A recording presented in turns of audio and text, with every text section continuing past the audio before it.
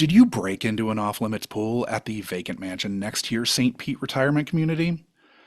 After swimming amongst odd pods being stored at the bottom of this pool with nary a worry, did you magically find yourself with some extra spring in your step?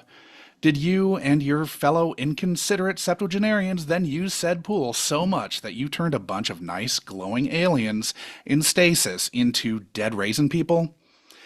If so, you must have stumbled into the Unkind Rewind, where we just watched the smash hit 1985 Ron Howard geezer pleaser, Cocoon.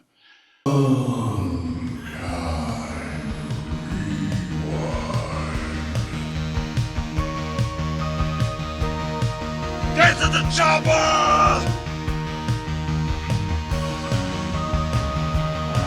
You know what you are? You're one of those little fancy lads, aren't you? Link and I are cruising the mountain, bro, and we figure we'd a little juice.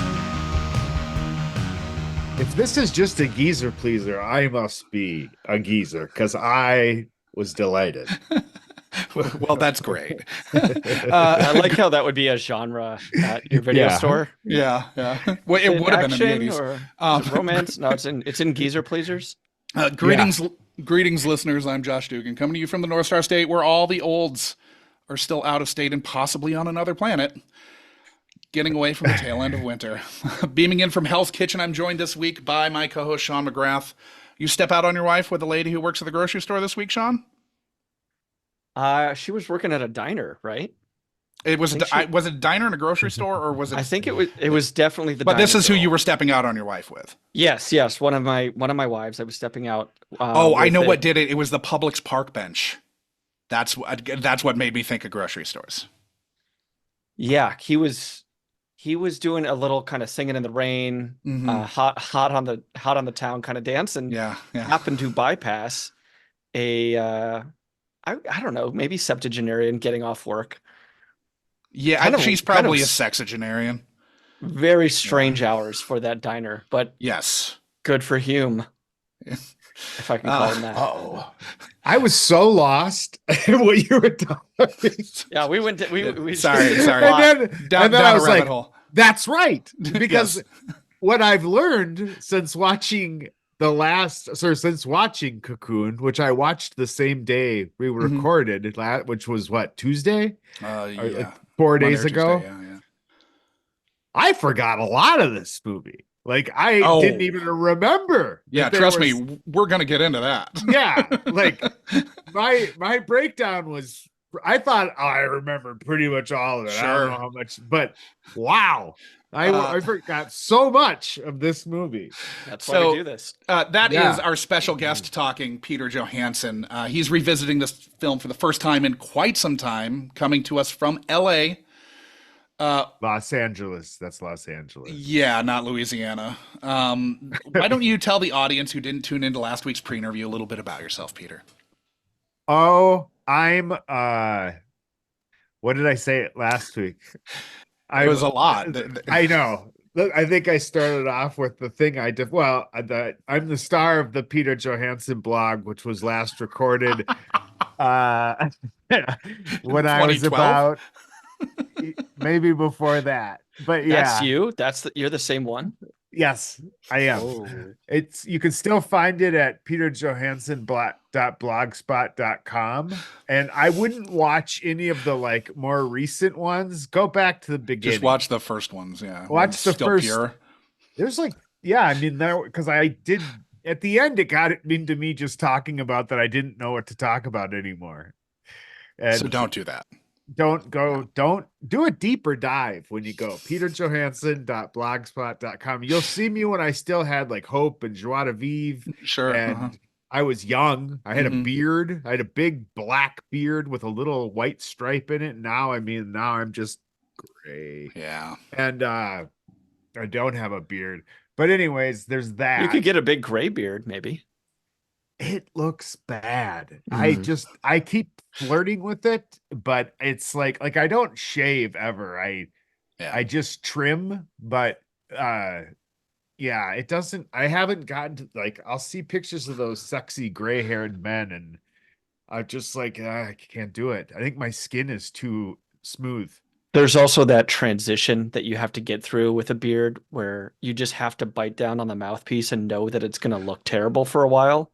Yeah. That's always Well, kind of the hard part. Like those guys with the great beards, they've suffered those weeks or months in getting to. They went off into hiding to do it.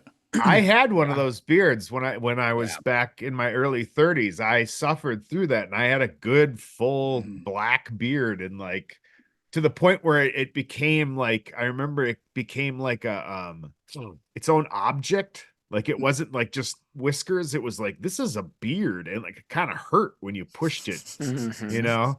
And it was maybe controlling you a little bit. Yeah, I do. So outside of your facial hair, Peter.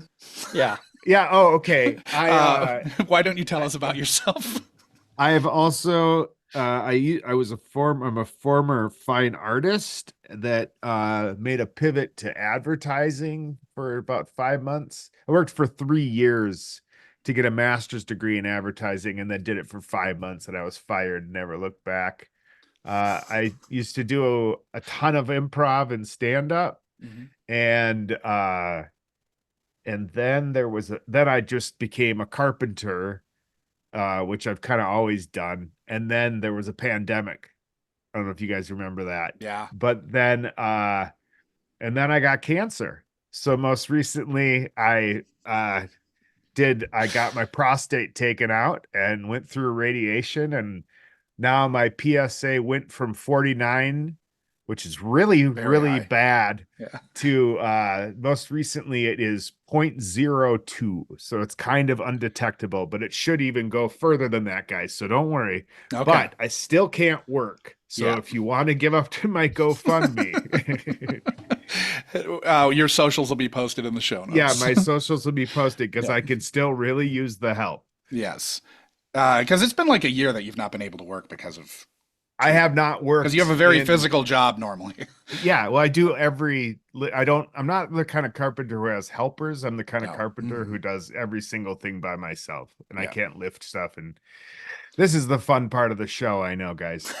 But I haven't worked in a year, so. But I do appreciate being invited on the show because I do like to talk. I do like to talk, and I still can talk. And I watch a lot of stuff, and it was a pleasure to watch a movie that I hadn't seen. Hopefully Cocoon wasn't covered on your blog spot. Was it? Definitely, yeah. My blog spot was mostly just me. I covered a lot of me, and then a little bit of former girlfriend that then became very popular, and they kept just asking for more of her on the blog, which was a little bit demeaning, but it was like, what about me though?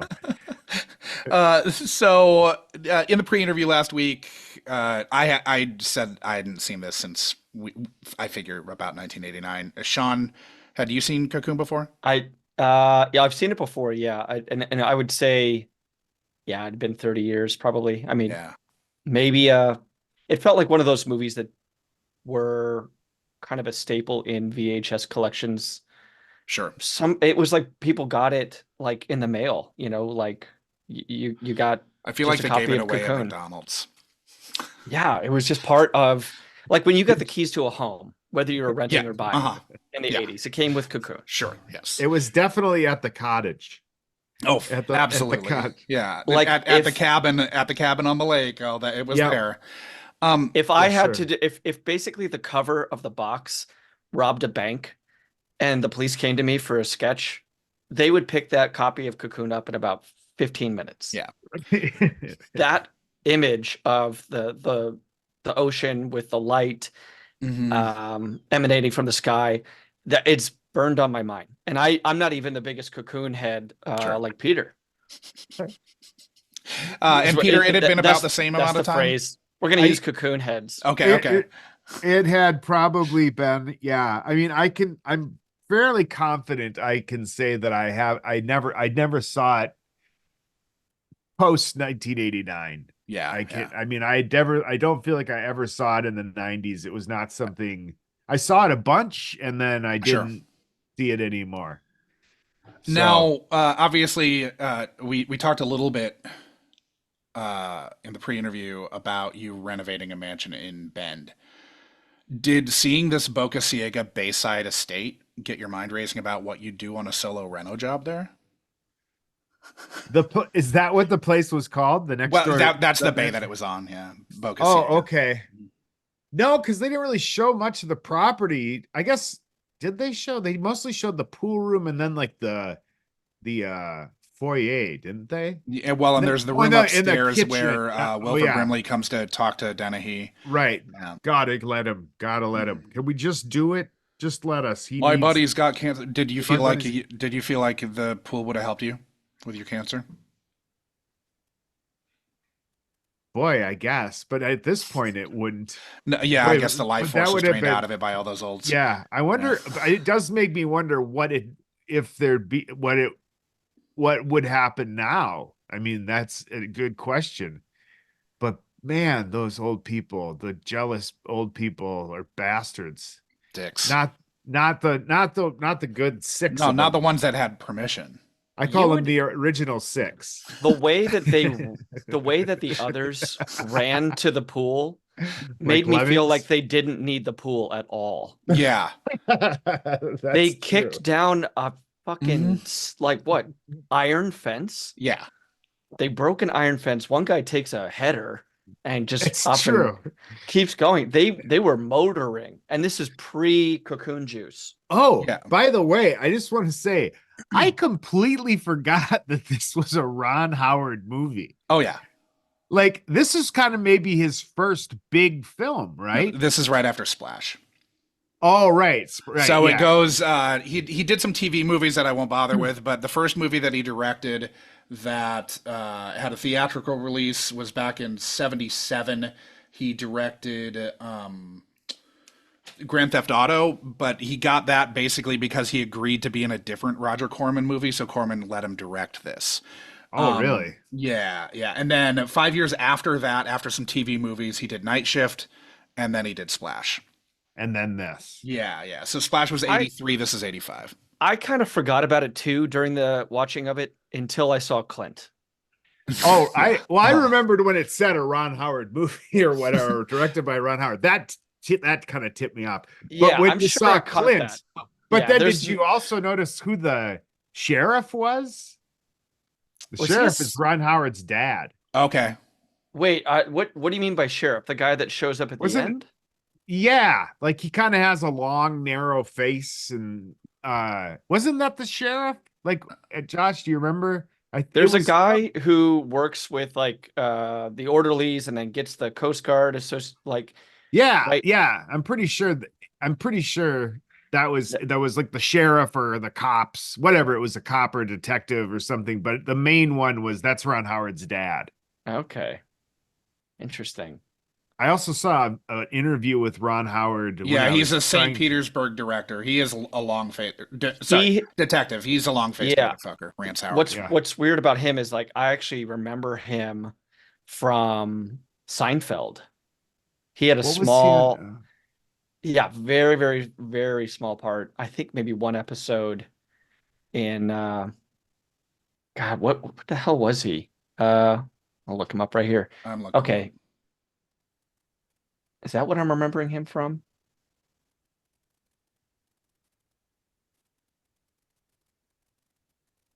He's in shit. It's taking. He is. This guy worked a lot.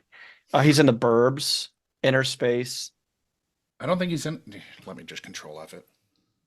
He's kind of he's a blind man and he's a farmer. He's a blind man. Yes. So this is where he's in the glasses and he's in the bottle deposit. For those who know Seinfeld, he gets George Costanza is trying to help him, and then George Costanza thinks he sees the person that took his glasses, and they run out of a health club half naked together.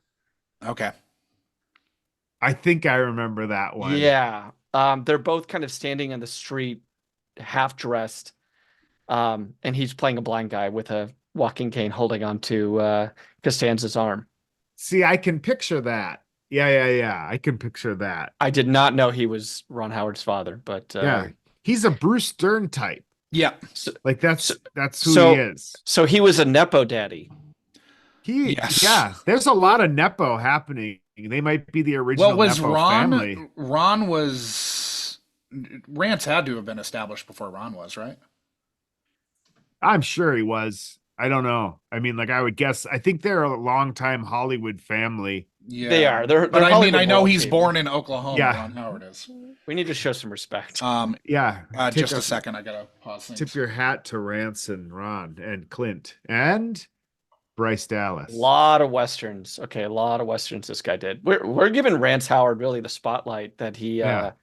You know what? Fuck Cocoon. Let's talk about Rance Howard's career.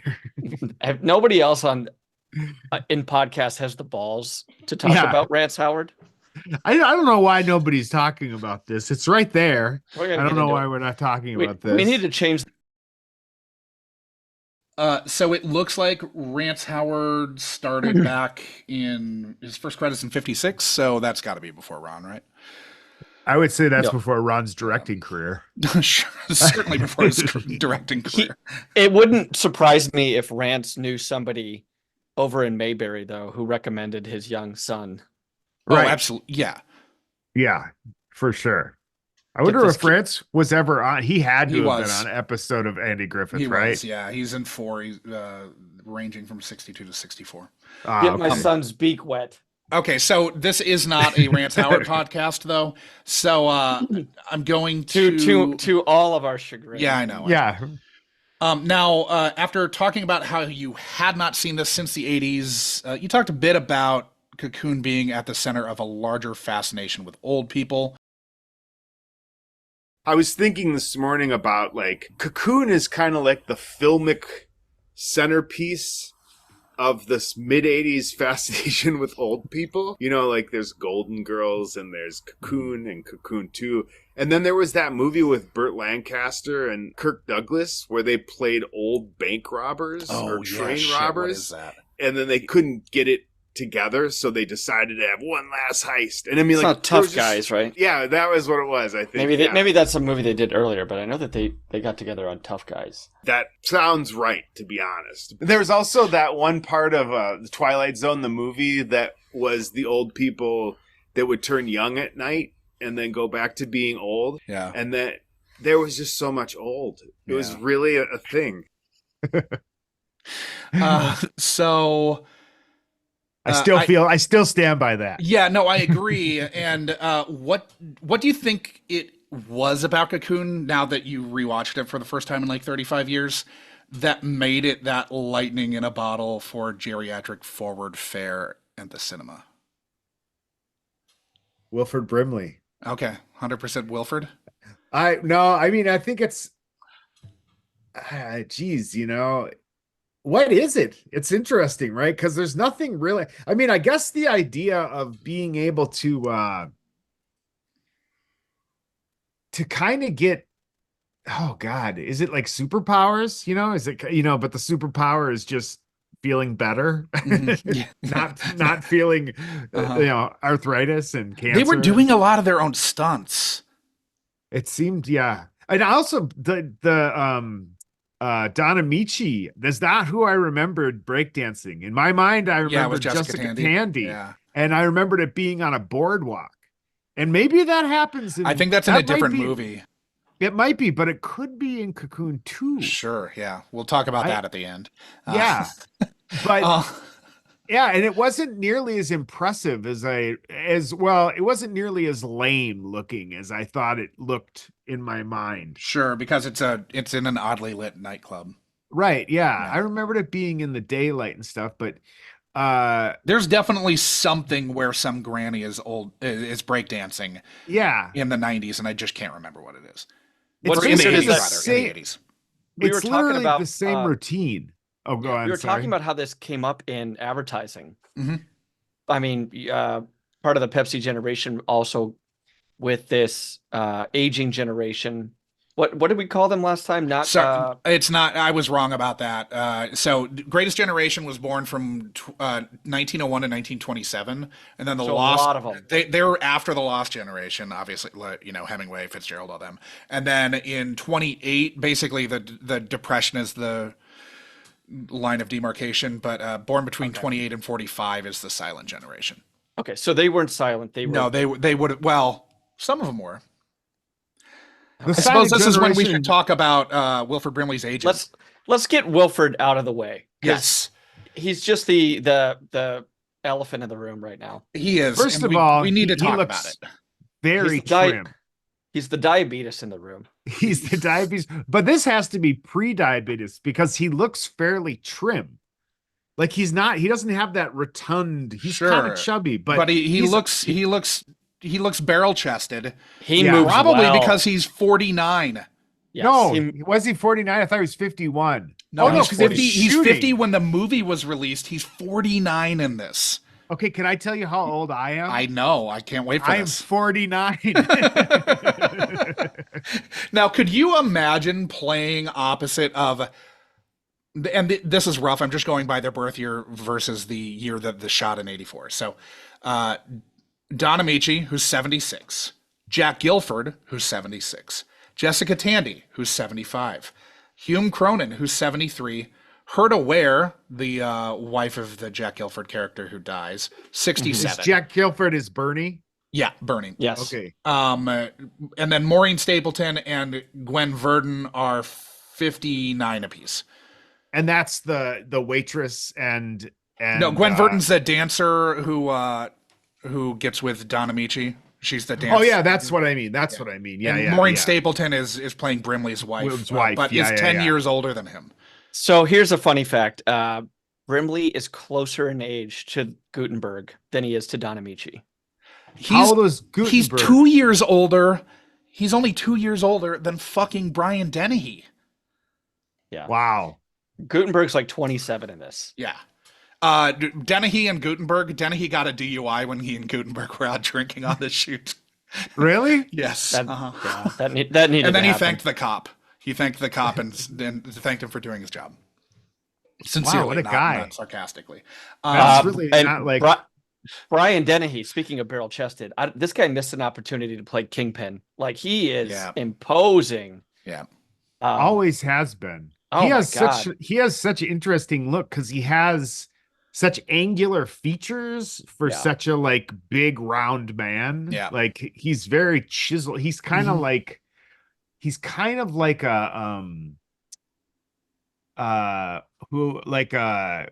the rifleman Chuck Connors or somebody like that. If Chuck Connors had gotten real fat, real barrel chested, I don't think Chuck Connors ever made it to that. He's almost like an inverted. He's like an inverted pyramid kind of. He's probably like 8 feet across, shoulder to shoulder. Yeah, he really is. I'd completely forgotten that he was in this movie. Like I had completely forgotten. I'd completely forgotten most of this movie, honestly. Right. But there was, I mean, I remember there was Gutenberg, and I was like, I can't remember what Gutenberg was, if he was like a scientist or something like that. And I remember there was a love interest, but did you have dipshit down on his luck fishing boat captain as what his occupation was? I did not.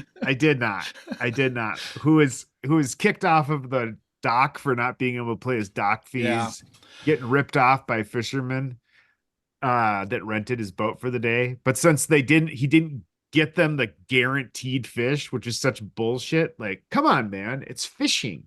It's not like he said the guy had also thrown up on his boat. My God, such disrespect. Okay, so we asked you to summarize what you remember the plot of the movie being. There's alien eggs, cocoons, I guess, if you will. Yeah. And I don't remember where they find them, and I don't remember exactly who finds them. I can't remember if like Steve Gutenberg is like I think he's like the scientist, but I know that they transfer them to the pool I think it's at the old folks' home. And then when the old people swim with the cocoons, they start to reverse age. And then I just remembered this morning them opening the cocoons and there being like raisin aliens inside. Because they're sapping the aliens of their life force. And then there's some part where the aliens turn into energy and fly around the pool area. And then the old people are invited to go back to their planet with them because, I guess, to be young again. So Pretty Sean, close. yeah. Sean's response to that summary, if people didn't listen to the pre-interview, was regardless of if you're right or not, this is a terrible pitch. Oh God, yeah. How this got made? I mean, I know that it's based on a book, and the book I think did well because people were looking for. But answers. I don't know. The book came out in 1985, so I don't. I think the book could be a novelization. I think it was a novelization that came out at the same time because they did that so much in the 80s. They did a novelization of Rambo: First Blood Part 2. His name I read the shows novelization up of Dick Tracy. in the opening credits, though. We see David Saperstein's name pop up. Oh, right? Yeah, okay. yeah, it's a story by, but I think it's a story by, and then he wrote the novel to. But I think he sold the story that basically the treatment to 20th Century Fox. I mean, yeah, I think Peter does a pretty good job here of getting the finer points. Maybe not remembering that if it had just been the three central characters, they probably would have been fine. Like the raisoning wouldn't have happened. Yeah. It was the mass. Yeah, it was fucking it was 40 olds going over. Yeah. It was deep trawling the oceans. Like it was the part where, okay, so they go over, and I get it. They want to be they want to be young again. It only takes about 4 minutes for them to completely kill all the aliens. Yes. But there's the part they only killed 2 of them. They threw 18 back. Oh, that's right. That's right. But the part where the olds have the egg on the side, the cocoon on the side what the fuck of the pool, are they like, doing? trying to crack it open. It's What a bunch of assholes. What the fuck? You people are the worst. Yeah. Like, they should not be able to go back to the Antarian planet, you know? I would have shot all of those people. With cause. But, yeah. Stand your ground. Exactly. This is castle doctrine. Florida. So did the Atlantis wrinkle hit you weird? Totally forgot that. Yeah, okay. I don't know if I picked up on that at the time. Like I don't know if that would have hit me. It might have, but Atlantis was all the rage in the 80s. It was, but I think Atlantis is all the rage now. I don't know that it ever went out of style. But you know that some people watching it in the theater got elbowed by their partner during that name drop. They're like, hey, Atlantis. That makes a lot of sense. Oh shit. Does it surprise you that this was a highly sought after project? What is it? What I'm trying to wrap my head around is like, why this movie? What is this movie? Yeah. What was it about the 80s that like made this such a huge hit? Like, why that moment in time? What culturally, what was going on that? It's baffling to me. That put this movie. This had to have been what, a top 10? Did you look it up, Peter? Because I did. It was an Academy Award winner, right? Hume Cronin won in visual effects. No. Amici. Or sorry. I meant, yeah. I always say Alan Amici instead of Don. Alan Amici, of course, played for the Colts, and he scored the winning touchdown in the greatest game ever played. They're cousins. Alan and Don are. Yeah. But I always do that. I did it while we were recording last time too. I called him Alan. But yeah, Don Amici won. He'd never been nominated for an Academy Award, so he's the oldest person to win an Academy Award who had not been previously nominated. Wow. So originally, Robert Zemeckis was supposed to direct this. It wouldn't have been any different. Probably not. Fox execs hated Romancing the Stone, though.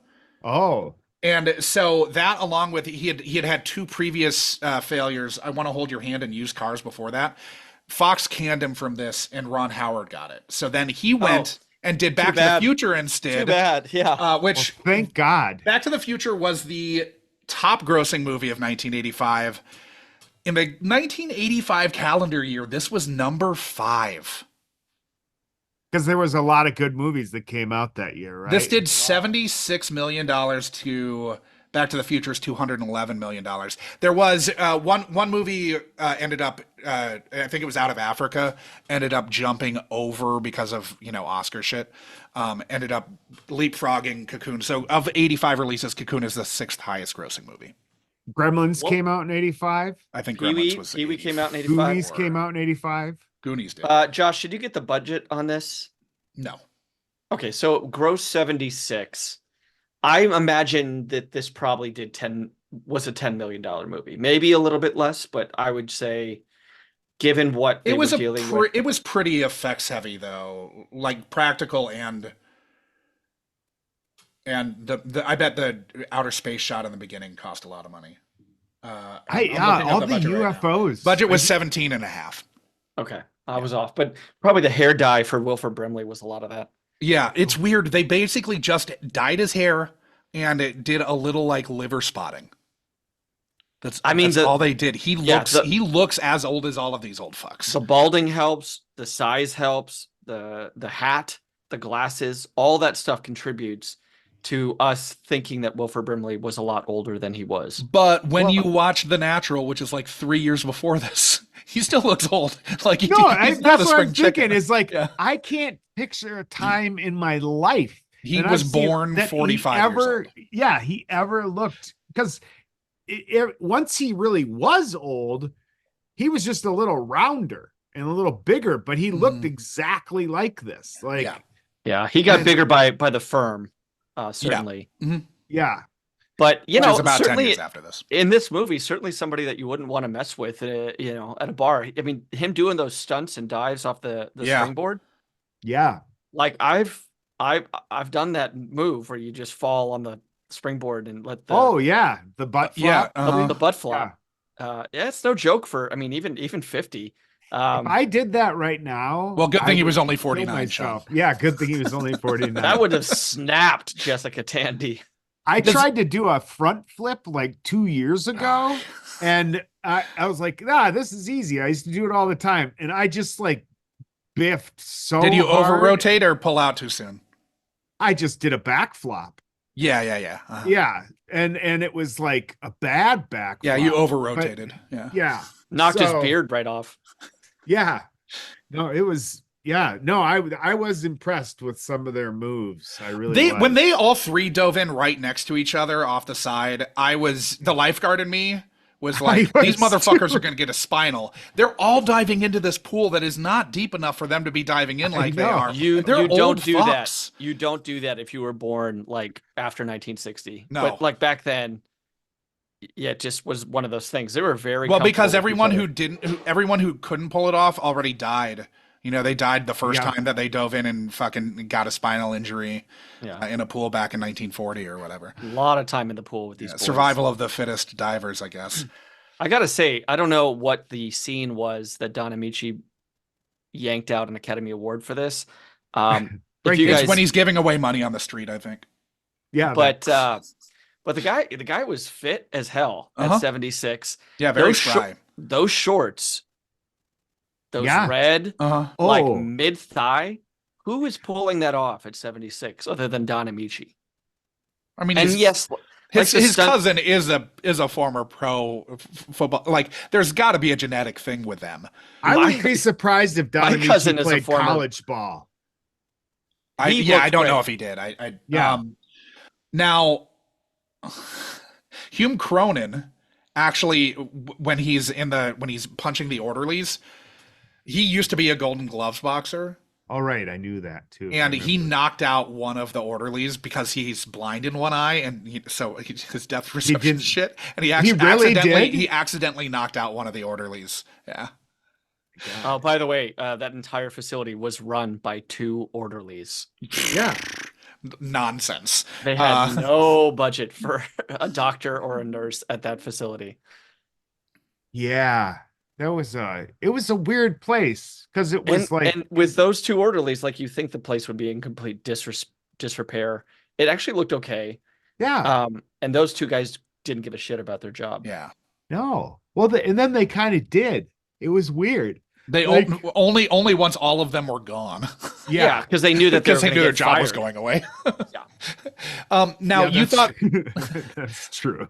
You thought that the old people went back with the Antarians to be young again. Do you think that made more sense to you now or as a 10-year-old? The sort of mechanics of this plot point. I think it was the same. Like, it made sense to me because that's what they wanted. Like that was their ultimate want. But why are they able to? Is my question. Why are they able to? Oh, like this.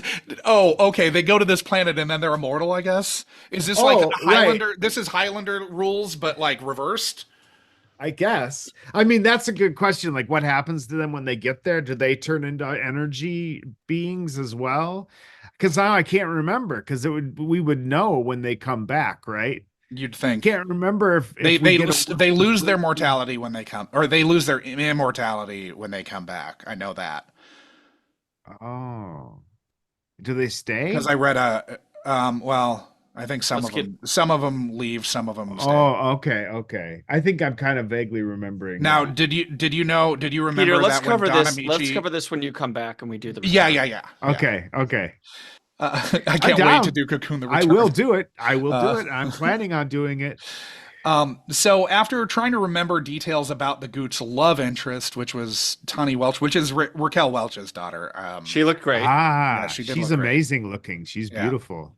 Yeah. Especially when she leaves her rubber skin on the ground. Oh, I know. So hot. Problematic is the whole peeping Tom thing, right? Like there's so many things. Are we supposed to like him? Yeah. I mean, it's supposed to be, that's just boyhood shenanigans. It's just shenanigans. Are we supposed to like him? Because I find it very hard to like his character. When he does stuff like that, we're definitely supposed to like him. He got what he deserved because that's probably the scariest scene in the movie. Yeah. Yeah, he's real freaked out. Well, that or the olds charging the pool. Yeah, but I'm talking about like the being with that eyes, like zooming towards the peephole or the glory. Yeah. And whenever it's always funny, whenever the people take their things off, their skin off, I guess, their skin suits. They immediately know exactly who's looking at them. Like, because but not when they're wearing their skin suits. Right, now when they're wearing their skin suits, because like she had no sense that he was there, and then she takes her skin off and immediately looks at the little hole. And then when the olds are hiding in the closet, they also do the same thing where when they all come back and they're gonna, I don't know, be free, fuck around in the pool area. Yeah.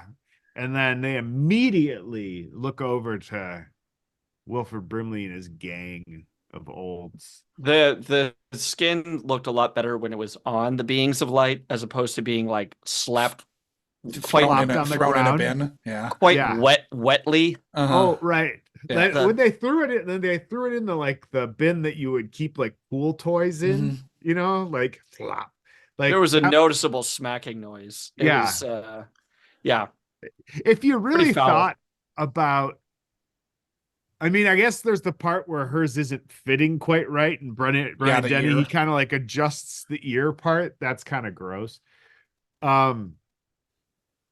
I remember, I'm going to jump around a little bit because as soon as I saw Bernie, I remembered his entire story. Okay. I remembered him, like his wife dying and then him bringing her to the pool when the pool's energy was dead already. And I remember hating him through the entire movie when I was a kid.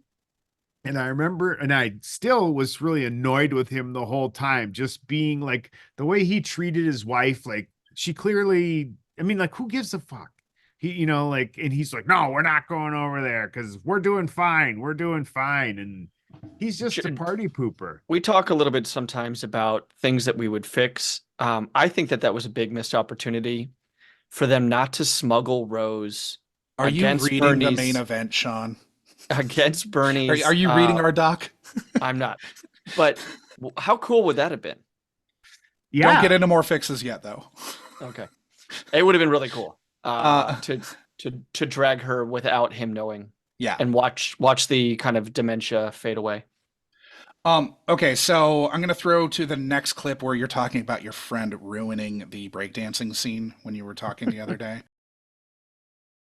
My friend and I were talking the other day because I told him I was doing this, and he actually brought up kind of what you were talking about with like old people doing things they weren't supposed to be able to do. And I got really pissed off at him because I was like, shut up. I don't need, he's like, no, we're just having a conversation. I'm like, no, that's the whole point of this thing. Like, I don't want to be, right. I want to like have my mismemories be pure.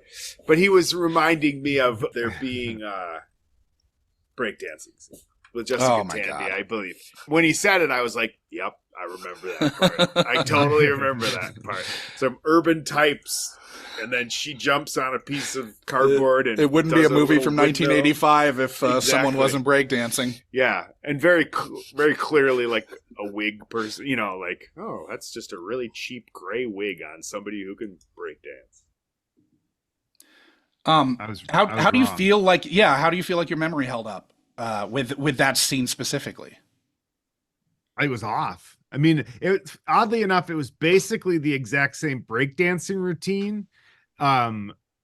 Like the backspin shot, but it wasn't Jessica Tandy, and it wasn't outside on the boardwalk. Like, I already said all this, but it was wrong. But I did remember somebody breakdancing. How much of this film do you think you jumbled with Short Circuit in your head? I don't know. Do we know that breakdancing scene is in Short Circuit? No, but you definitely had the like Ali Sheedy as the love interest for a second, and then you're like, that's not right. So like, they were sort of like, I think there are a number of movies that are sort of commingling in the headspace where Cocoon is occupying. Right. I don't think that much. I mean, because I don't remember Steve Guttenberg in Short Circuit. I just know he was there, but I can't picture one scene. But he was a scientist in that. Okay. Yeah. He was not a slummy boat captain the way he is here. But right. I remember Fisher Stevens and Ali Sheedy. Yeah. And that's it. Problematic. Saying that there was a breakdancing scene in an 80s movie is a pretty safe bet. Sure. Yeah. I'm pretty sure that film had a breakdancing scene. Let me ask, did anybody pause and wonder, certainly the Cocoon juice makes you feel more youthful, certainly hornier, but it also gives you this talent that you previously didn't have? Don Amici, even as a young man, could not have breakdanced because it had not been invented yet. So I would have liked to see him tango or something like that, where we could he's going. Well, he kind of does dance though. He does dance. Yeah. Not with a reckless abandon the way that he fucking 6 steps and like chair poses and windmills and everything that he's doing to impress mulleted Florida club goers. Yeah, it's true. Like, that's true. Wasn't there something else? Was it billiards or pool or something? They're bowling. Bowling, right? Yeah, bowling, where it was like because they suddenly won bowling trophies. They're just crushing at bowling. Oh yeah, who gets bowling trophies just for going bowling that day? Because they weren't in a tournament. It's St. Petersburg. Oh, okay, that happened. You can just chalk it up to St. Pete. Yeah. Okay. I hate stuff like that in movies. I really do. Like, what the fuck? Who gets an everyday trophy? Nobody. That's sure, no one does. Doesn't happen until the 90s. Now, are you glad that you did get some misremembering in? Because I think you were sort of concerned that your memory was going to work too well with this. Oh God, yes. Because I mean, like, I can say that I didn't remember maybe 55 to 60% of this movie, because I didn't remember the entire that Brian Dennehy, Welch, or I do remember the 2 nameless dudes that are there with the one with the Pillsbury and whoever the hell the other one is. Yeah. Did they have names? I don't Pillsbury was one of them, because they're playing cards with him at one point when he's. But like those guys. Just I remember vividly like their energy of like. In some movies, those 2 guys would be like the muscle, right? Sure. Like they'd be like the nefarious muscle. They never had that energy. They were just like good helpers and nice guys. And but I didn't remember that the whole thing was that these aliens were here to retrieve these cocoons from the ocean. And that's where the cocoons came from. Like in my mind, I was thinking that maybe Steve Guttenberg discovered the cocoons somehow through it was kind of thing where maybe he was searching for Atlantis, but not specifically, but he was doing some sort of oceanographic study and came upon these things, but definitely I did not remember. But as soon as I saw like Brian Dennehy, I immediately was like, oh, right. Like, Sure. now he's going to pull his eyelid down and show the energy. And like, I remembered so much immediately of like, oh, there's a whole bunch of this movie that I completely forgot. And then it was fun to watch it, but I forgot so much. I had the basic framework, but that moment with the eye has transcended the movie. I feel like Brian Dennehy pulling his eyelid down is something that like that was his an moment image that played at the Oscars when he died. I think like that's that could be. Yeah. But that's like when you're doing the kind of full montage of cinema of the 20th century, I think you're going to use the Brian Dennehy pulling the eyelid down. It is. But that's assuming that anyone remembers. More than Tawny Welch sexifying Gutenberg in the pool with that's true with pure energy. Yeah, that's so did he get wait, hold on, did he get like eventually ricocheted with that energy and absorb it? Yeah, I mean, like what, so how would you describe to a 8th grade class sure, but like an 8th grade health claess how these creatures have sex? You can't. It's not explained at all. It's a befuddling mix of. She doesn't even take off her skin. Did this screw up your conception of what intercourse was when you were 10, Peter? This is what you tried your first time. Yeah, I just sat there and. When's that energy ball gonna come? Yeah. Mom, can we try this thing I saw in a movie?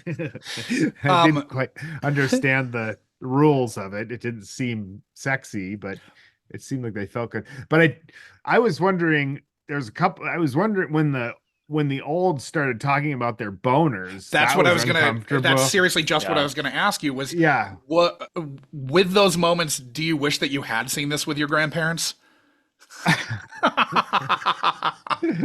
I don't even know. I mean, like, I'm sure it's funny because I don't even know. I know that I didn't like masturbate the first time in life until I was in 6th grade, I think. So I'm sure I had boners and stuff, but I don't think I hadn't been, I don't know. I had crushes on girls and stuff. Sure. But yeah, I don't know. Like, how it would have affected me. I mean, like, much like I said, I'm an apologist for movies. Like, I think that if something doesn't make sense to me in a movie, I've always been able to just be like, yeah, I'm gonna move past it. Yeah, that's fine.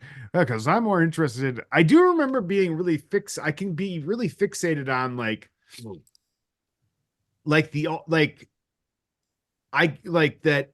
that they definitely, I want them to get their want, right? Like, I don't want them to have a tragic ending, right? I want it to be a good ending, which it is. So a clever cut was them talking about boners and then Hume Cronin sitting there in bed with his knees under the blanket, but it really arced quite you're right. Yeah. Precipitously.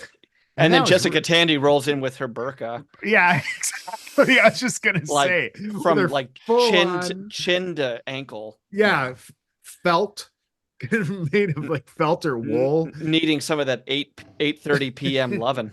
Yeah. Now, do you guys think that the Jamie Lee Curtis movie Blue Steel is named after Wilford Brimley's erection in this film? Oh yeah, he said that, right? He said that, yes. Why did he say that? That was really gross. Blue Steel. That's what caused Maureen Stapleton to climb that tree. For sure. Yeah. Get me away from that. That had to have been one of the craziest stunts in the movie, is just throwing her up there and just saying, how did they get her up there? Just hold on to the crane, trunk, absolutely a crane. It would have been really funny if it would have been like a really poor attempt to like hide some sort of safety strap, but there was no safety strap. No, she was just up there. If they're gonna get a body double, she was in a crane lift. I'm sure they're gonna get a body double for Amici breakdancing. They needed a body double for Maureen Stapleton in a tree. Maybe she's just an avid tree climber in real life. Let me ask you this: when Hume Cronin, insatiable sex lust is not satisfied after bowling. Do you Which is weird because usually bowling does a trick. Yeah. Gutter balls. Do you know anybody who would be told by their spouse, hey, I'm still gonna go and hang out, and Jessica Tandy going like, oh, I'll go with you. No, I'm good. Like he wanted to go hang out when his wife says, I'll go with you. Yeah. Puts her in a car and sends her packing so he can go Tomcat. And clearly this was colors of young Hume. Yeah. We're not calling them by the characters' names at all, by the way. Just listeners, I don't know those names. I don't know their names at all. They are just the actors. Jack. Bernie. And Bernie. Jack, Bernie, and Rose is the ones we remember. But I do remember being really like sad that he did that when I was a kid. But also it's because it's like she got, her husband was dying, and then she like gets her husband back, and you're supposed, he's supposed to like want to be with his wife because they've gotten this time that they want, and like he goes and has it with a woman, I'll be honest, I didn't find very attractive, or even an old. I mean, I don't know. But she spilled a shake on him.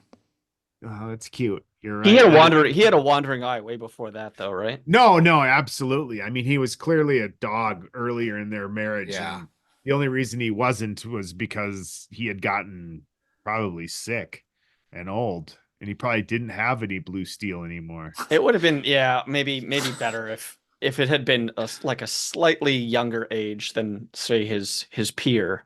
Yeah. I don't know how old people are in this thing anyway. Fulford Brimley's 49, but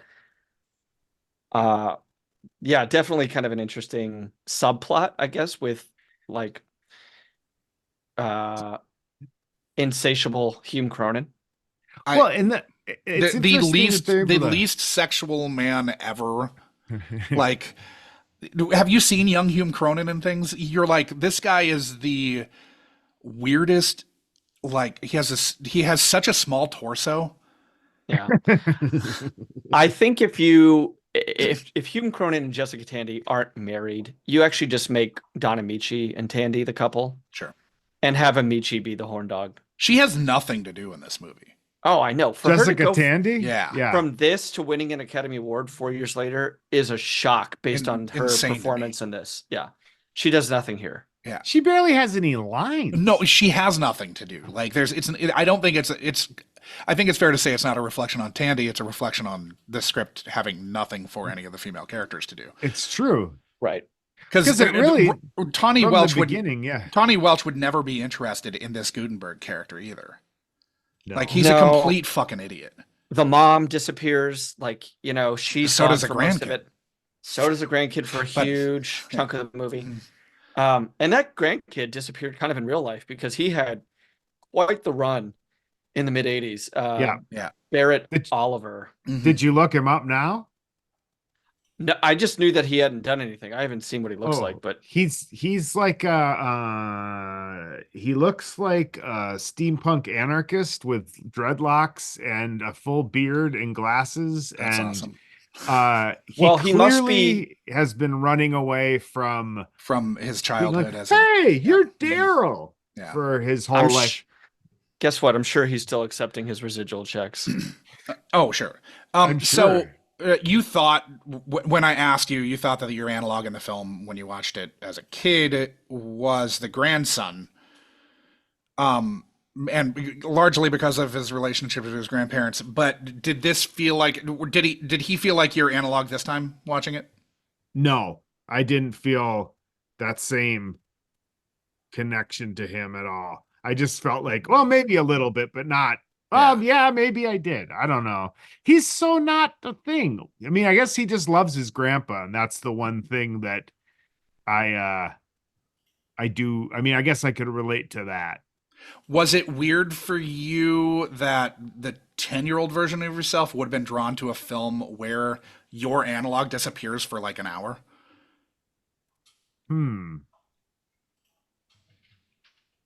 I don't know.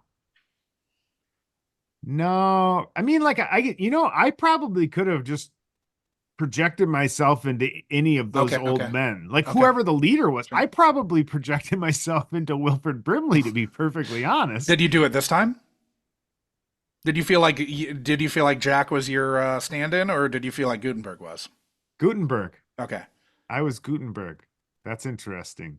But yeah, it's just funny because I'm the same age as Wilford Brimley now. So is Barrett Oliver. Yeah, but no. Yeah. But Wilford Brimley's 49 playing 70s. So that's true.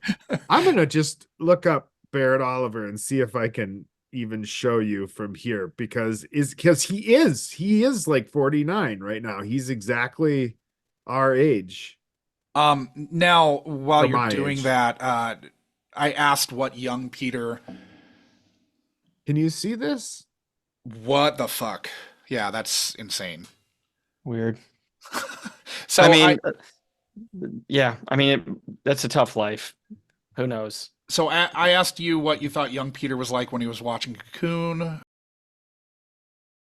Oh, I was emotional. I know that I was always emotionally affected by movies when I was a kid, like far more than other kids. Mm-hmm. Like I remember on, when like teachers would have in-service and stuff, like they would sometimes hand out vouchers for all the kids in elementary school to go see Lassie. They would play like a matinee of Lassie, which they never did. Like they never had Lassie on, but it would be like this kind of special event.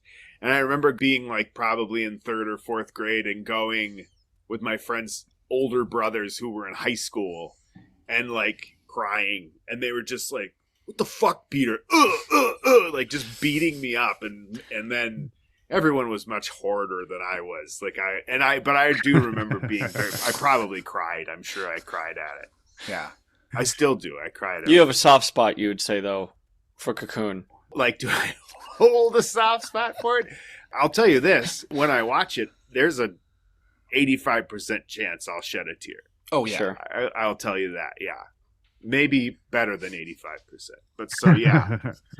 I don't, like, think back on it as a movie that, like, oh, that movie sucked. I remember it as, like, as a movie that I really liked. Right. And enjoyed. Did present day Peter shed a tear?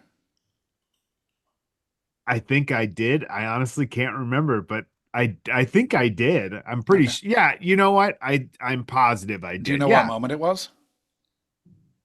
I think it was when David was saying goodbye to them. Okay. That was maybe part of it. On the boat? Yeah. After he jumped? Or before, when he was like, when he's or about maybe to when jump. he jumped onto the boat when he ran it, that might have been. Okay. I mean, it could have been all through it, because like one thing that like always gets me is somebody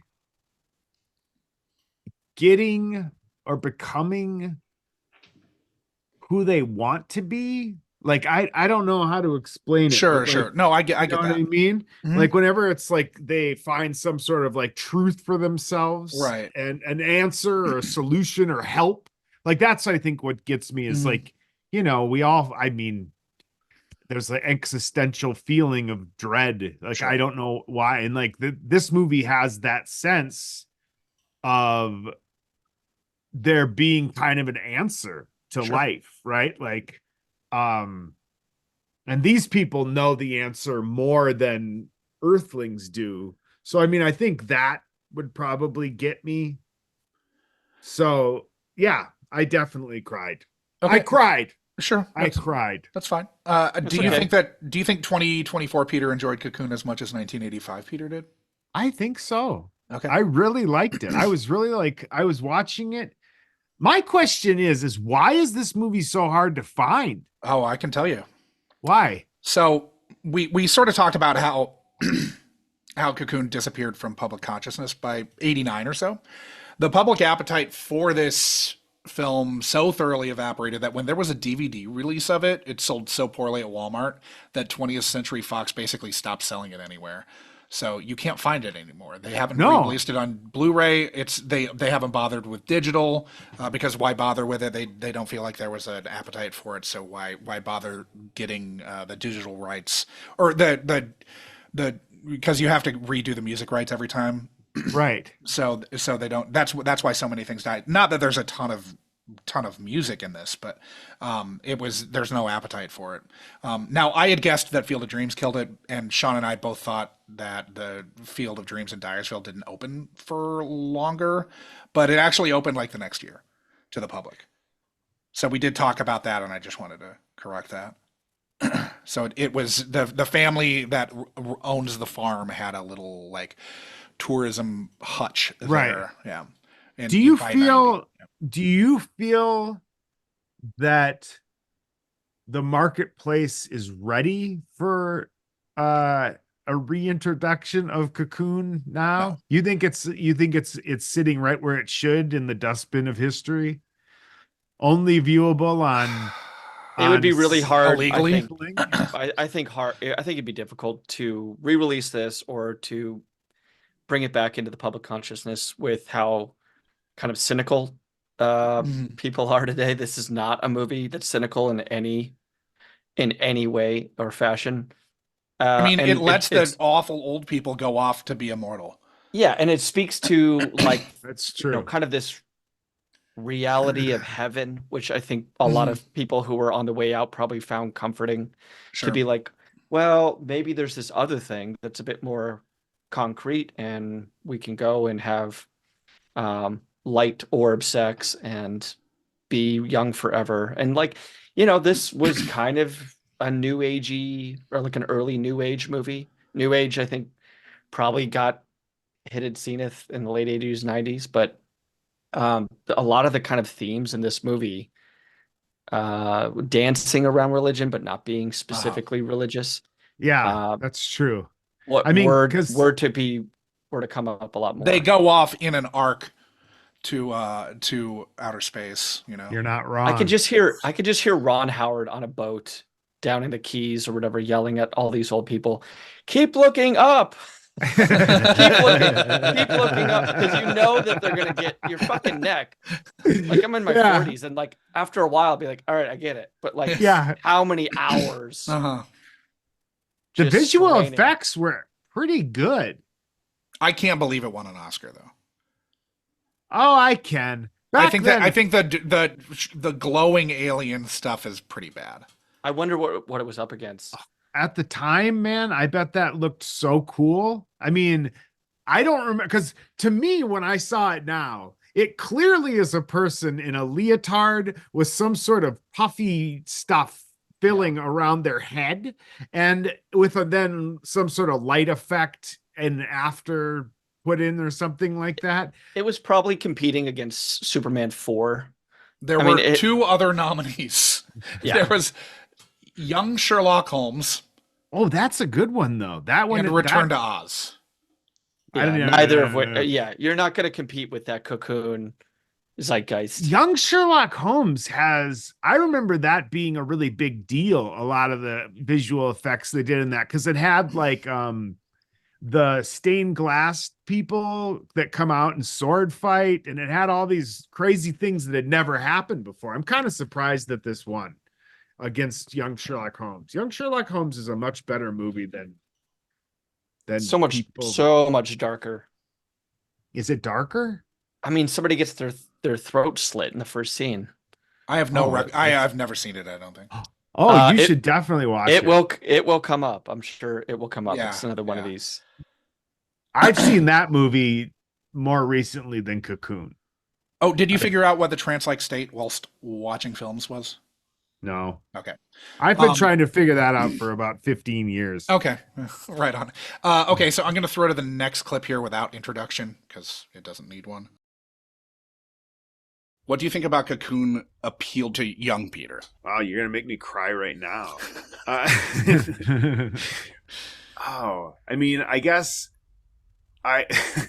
without getting into too much psychology, I had kind of a rough childhood. I mean, I was like an adopted fat kid, and I was hyperactive. And I mean, I think there's some aspect of like there being a solution maybe, or like, these people saved these people that were in a bad situation kind of. And maybe that was it. Maybe like they're just being, I don't know. I think that's probably part of it.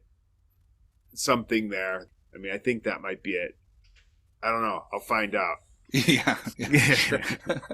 So watching it again, do you think your initial guess of what might have appealed to you about Cocoon was close, or did a rewatch change your idea what might have drawn little Peter to Cocoon? I think I just said the same thing just a second ago, that it provided like a possible answer. Okay. To like why we're here. And I think that's just a different way of saying what I said. Sure. Right. So yeah, I mean, I guess I was very accurate. Okay. I like to say accurate, by the way. I know that's not how it's pronounced. Words are words. They don't matter. I was watching Grey's Anatomy last night, and my friend was here, and I kept going, "Oh, Grey's isn't on yet." And he's like, "Why are you calling it that?" And I'm like, "I don't know. A long time ago, I started calling it Grey's Anatomy, just Grey's Anatomy, and it's gross, but it feels good coming out of my mouth." So listeners will be heartened to know that Gutenberg, which is of both German and Ashkenazic origins, means good mountain or good hill. They're going to be heartened to know that? They will be, yes. Okay. Okay, so last clip that I'm going to throw to, I asked what expectations you had upon your return. Delight. Wonderment. I think I'll enjoy it. I'm hoping that there's a number of details about it that I forget, because I can remember scenes, right? I can remember like I do remember like there being a scene where Wilford Brimley is fishing with Daryl. I just keep calling him Daryl. That's the right name. Yeah. And I think they're standing in the water, like up to their hips, because it's in Florida. And that was weird to me, because you don't stand in the water in Wisconsin lakes. You stand on the shore. And I thought that was really weird. And they're having a conversation, and I think he might be telling him that they're leaving and they're going to space, and trying to explain that. And like, there's details, and I want to be surprised. Like, that's what I want to be, because I feel like I can remember some, as I've been thinking about it, like key scenes. But I don't remember Steve Gutenberg's role in it at all. I remember that he's a friend in the end. At least he might be like an antagonist at the beginning, but he's a friend in the end. I believe he helps them. What scenes surprised you from the rewatch? Well, at first I'd like to say that was 100% accurate, what I just remembered there. Yeah. Except for they weren't up to their hips. They were they were like thighs or so. Yeah. It's still an A- recollection there. Yeah. Yeah. What was I surprised by? I was surprised at how quickly it was about them stealing time in this pool, right? Like they were going to that pool, and then the cocoons arrived in the pool. Like, it was just a vacant pool. It was weird that there was this kind of rundown mansion that had a fully upkept pool that was, it was weird. No one should have been swimming in that pool. There's no way that has chlorinated levels. Yeah. And so I was kind of I was surprised by that. I was surprised by the Hume Cronin cheating on Jessica Tandy. I hadn't remembered that. I was surprised by I was completely surprised that Brian Dennehy was in the movie at all. But once I saw him, I was like, oh yeah, right. I remember this now. But yeah, I mean, there's the whole fact that the point is that these aliens were trying to rescue their friends was that was a surprise to me. Like, that's actually kind of what the movie's about. Sure. As much as, I mean, which is, I guess that, I mean, like, it's almost competing A stories, right? Yeah. That's like a side plot. They're both the main plot. Feels like it's sort of that's a story or a plot point that would appeal to like World War II vets also. Yes, because it's about going back to get your fallen brethren friends, who you left behind. Yeah, and it had been thousands of years, right? I think he said it was 10,000 years or something. It was kind of vague why they left them. It was like Atlantis. Well, it's because they're really bad at time management. These aliens are. Is that what they said? Basically, like we didn't have enough time to prepare them for for the voyage back to the Antarian planet. So these 20 volunteered to stay behind, but then they're also bad at time management here because oh no, we don't have enough time to like we have to fly out tomorrow. No reason ever given why. How fucking mad would you need to leave tomorrow? Like, is it because of the eclipse? But if so, then why didn't you give yourself more time and come earlier?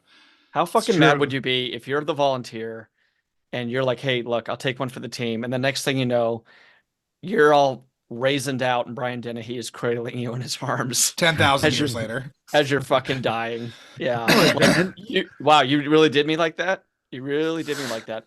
And any, just to speak on what you said earlier, Josh, any positive effects from the cocoon juice in that pool would be completely negated by the bacteria swarm scumming on the top. Yeah.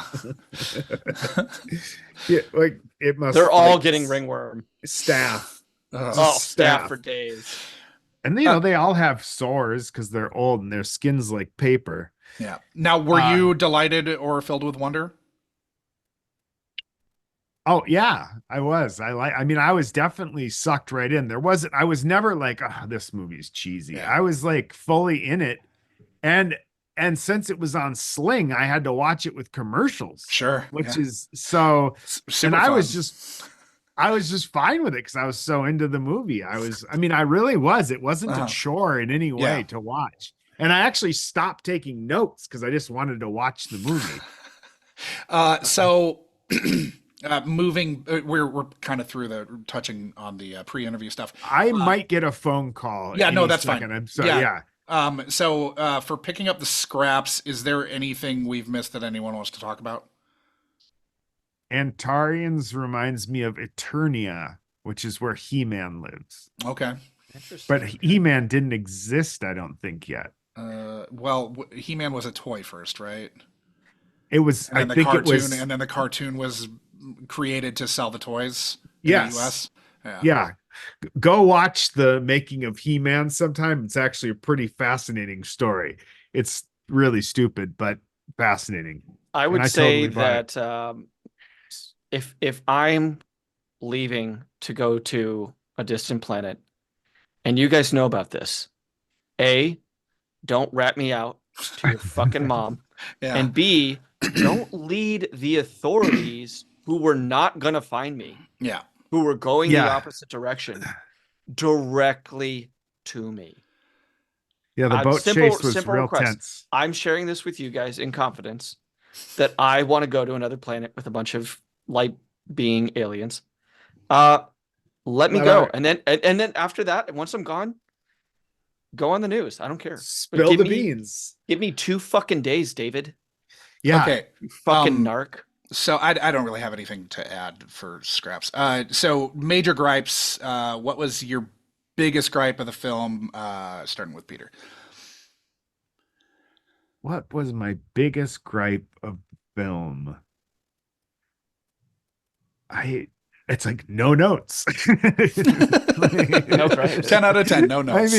I mean, oh man, I don't know that I really do have a huge gripe. I mean, it's a pretty solid, mainstream fare type movie. It's not like arty in any way, but but I'm a sucker for I like the flavor of Ron Howard and I love the flavor of Spielberg. I know what I'm getting and I'm signing up for that. It's like going to Baskin Robbins and being like, yeah, this isn't going to fucking bend my mind in any way. But I mean, it's actually extremely comparable in some ways to Close Encounters, like having a similar vibe to Close Encounters. And feel filmically kind of looks the same. And I mean, I bet the visual effects were both done at ILM. Probably, yeah. So, I mean, they look the same. There are those effects that at the time looked perfectly seamless, but now when you see them, it's like, this is clearly broken up. You know what else does that which is really weird to me, is the Lord of the Rings movies. If you go watch the Lord of the Rings movies now, it's like like this looked like seamless, and now I can clearly see it. That's interesting to me, because that, to me, what that is like there's some part of your brain that like that's just kind of blown by the new a couple times, and then as your eye like adjusts to it, like you start to be able to see those lines and stuff. It's really interesting to me how that works. Jurassic Park still looks good. Sean, what's your biggest gripe? A lot of practical effects, though. Yeah, I mean, I just think we talk about this a lot. Sometimes it's just the world building. I mean, there was such a glazed over explanation for anything that was happening from both Dennehy's point of view. The questions that if I was a character within this movie would be asking, never come up. Right. So much of this just kind of felt like this, like stress test, Dianetics type of presentation of like, oh, this is, I don't know. It just felt like we could have had a bit more explanation about what actually is happening within the pool, what these things are. I don't know. It felt like we needed to spend a little bit more time on that. I don't want a ton of world building in my movies, but this was like paper thin on that.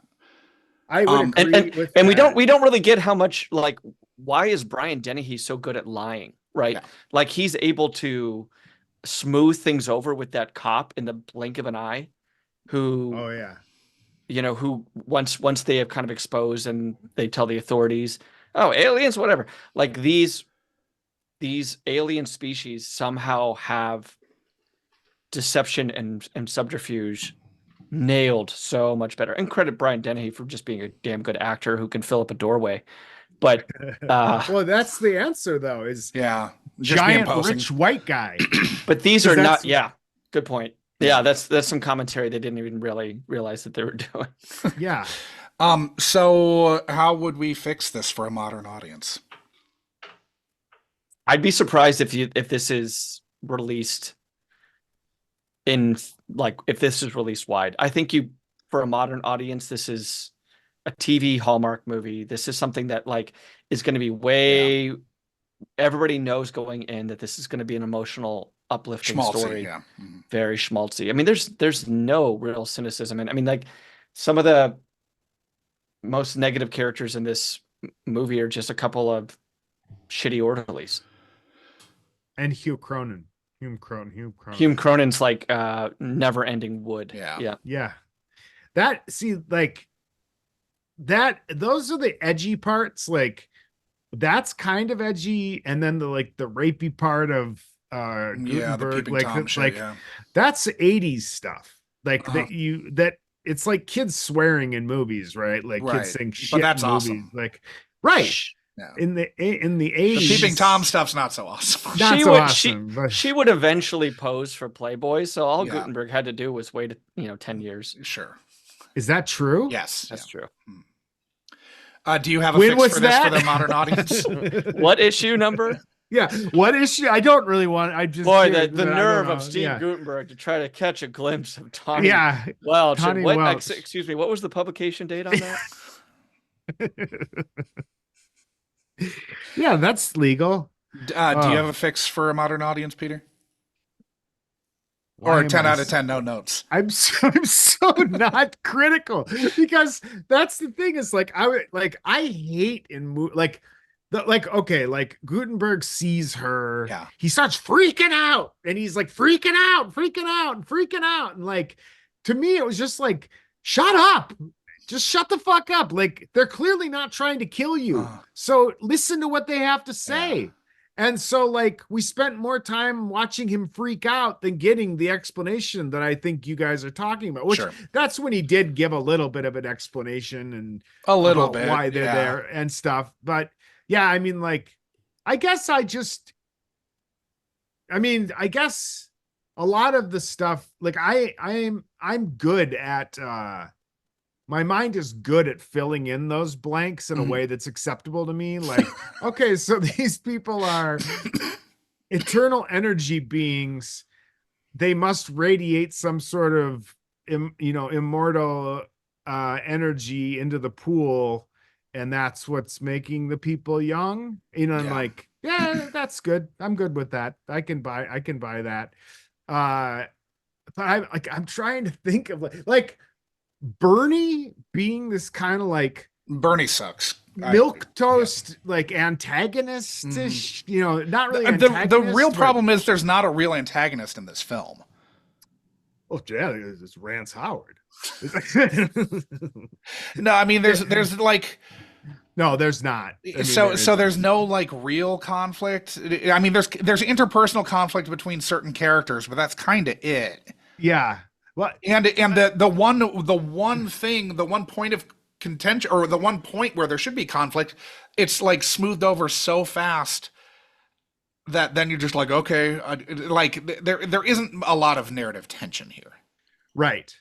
The one thing that really bothered me was that when Steve Guttenberg jumped into his little dinghy, he had no oars.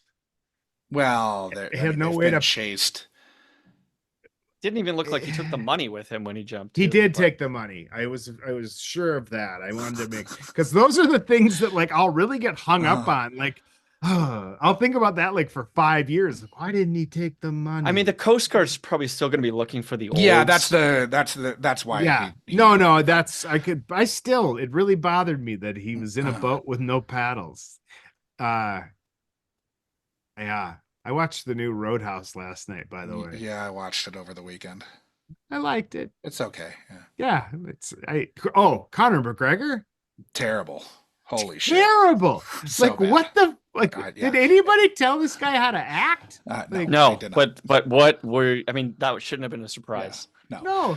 Okay. Totally...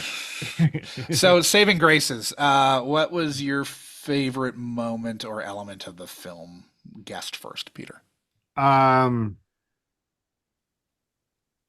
What was my favorite moment? Your favorite part of the movie, basically. I know. I don't know. I guess Rance Howard, probably. Maybe Rance Howard. Could have been Rance Howard. I mean, the movie, like, what was my favorite part of the movie? Was probably the movie. Like, okay, the whole thing, all of it. Yeah. All right. Sean, what was your... There's not one part of it that I can peek out and be like, the movie was good, but this was the crowning jewel of the movie. Like, sure. This is a James Horner score. I think it's terrific. I actually think so much of the emotional baggage comes because of that score. Mm-hmm. He crushed it on this movie. Going from sentimentality to like suddenly making this an action movie in the last 20 minutes. That takes a pretty damn good composer. And I think, Ron Howard and Horner worked together a lot. I think the camaraderie with the three guys is great. Mm-hmm.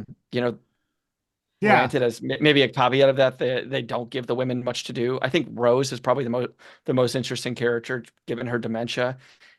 And they blow it by not having her at least take a dip before she dies. Yeah. Because that way it would have been a really interesting conflict to be like, look at all this, like these benefits that you're getting from being able to communicate with your wife, but she got them through this betrayal. These means. Well, betrayal and secrecy, but also something that you didn't approve and that you're against. Right. So Bernie did not want anything to do with that pool, and yet now he had a wife that he could converse with, play chess, and not just to say the 2 or 3 same names. What a cool little subplot. Oh, I'm getting my phone call right now. Biffed on. Okay. I have to go. Okay. Well, on that moment. All right. I got to answer this. Okay. Thanks for joining us, Peter. Yes. We'll get the word out. Yeah. Thanks, Peter. Okay. Bye. Okay. There you have it. Yeah, that happened. So, I guess my favorite moment of the film is when the kid jumps from the dock onto the boat and just like hits the side of the boat so fucking hard. Every rib of that stuntman, broke, is shattered. It was a great little clip though. Yeah, because I couldn't tell that it wasn't him. Right. No, I couldn't either. Like, I'm obviously that kid is not doing that stunt, but like, I couldn't tell that it was a 20-year-old, 20-year-old track live star female. Yeah. Everyone can find Peter on social media at the places in the show notes. It's usually Peter Johansen, but he's on Instagram, he's on Twitter. Thanks in absentia, Peter, for letting us not ruin, actually, just reinvigorate your childhood, like you were able to step into the pool with all these. It's totally fine. Cocoon's totally fine. There's no ill will in this movie. Yeah, no, it's fine. Yeah, it's. I didn't love it. I've watched it twice this week, and that is. Definitely, those are the last 2 times I think I need to watch this movie, but it was fun. Yeah, I would say also that neither you or I are a particularly cynical person. Like, we do have soft spots here and there. We get emotional about some stuff, but Ron Howard and Steven Spielberg are not my cup of tea. And no, I think Peter's drank a little bit of the Kool-Aid that these aliens have offered him. Yeah. And that's totally fine. And I think a lot of people in the 80s. He actually does know Antarians. Yes. He is. Brian Dennehy has pulled his eyelid down at Peter. Yes. Yeah.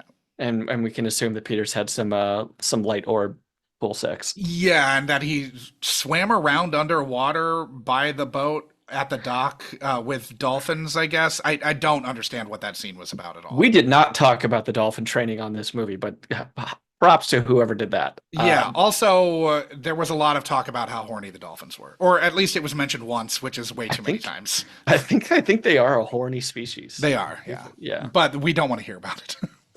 No, we'll save that for a whole nother. It was weirdly like sexualized in a way that I didn't remember at all. The whole movie was. Yeah. I mean, the whole libido subplot, I forgot. I forgot that there's the female rear nudity. I mean, just the backing? We don't see anything other than that, right? We just the ass. We see the ass? Yeah, when she gets in the pool, absolutely. Oh, well, I missed that, but yeah, forgot about that. You missed the best part of the movie, Sean. I have that Playboy, so I'm not worried. Yeah, it's fine. You ordered it. You got it yesterday. The Goot also with kind of the prototypical 80s aerobic body. Yeah. I mean, he looked great, and you could see like his kind of pathetic charm. Yeah. He did not have the coolness of Mahoney. No. But yeah, it was kind of a nice little change to kind of have him be this like just kind of sad sack, broken down guy that needed aliens to kind of like save his career. Yeah. And did they save it? They might have saved his real career in real life. Yeah, this put him on the map. He got the Cocoon boost. Oh yeah, this was huge for him because 3 men and a baby. This led right to that. Yeah, good days for the Goot. Anyway, Cocoon. Thanks, Peter. Thanks, Peter. All right, guys.